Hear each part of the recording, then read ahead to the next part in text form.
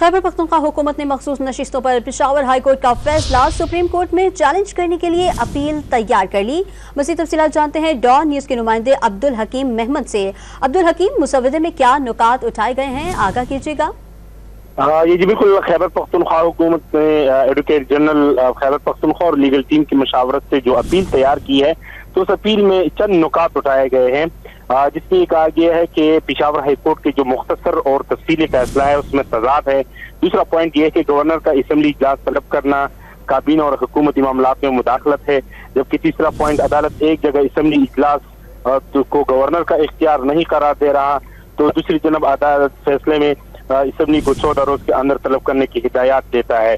ये मसवदा खैबर पख्तूनख्वा हुकूमत ने तैयार कर लिया है और अगले आज या कल परसों 2-3 दिन में ये सुप्रीम कोर्ट में जो पेशावर हाई कोर्ट का मखसूस नशिस्तों के हवाले से फैसला है उसको चैलेंज कर दिया जाएगा। अब्दुल हकीम हमें तफसीलात से आगाह कर रहे थे, आपका शुक्रिया।